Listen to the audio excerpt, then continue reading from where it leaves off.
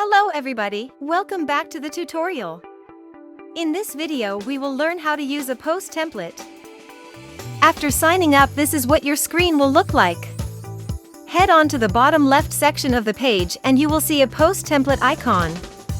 Click on the post template icon. Select a program and add details below. Anything typed in the curly bracket will act as an input. Now, when the parent will type in the input, it will update the template accordingly, and they just have to copy and paste it. Now, for the rest of the template, choose words which suits the parents. They are your people, you know what should they post. Click on Add. The more precise you are with words, the more audience you attract. You can see that on entering the name of the child in the box, the template automatically updates the name accordingly. They now just have to copy it and paste it on their post.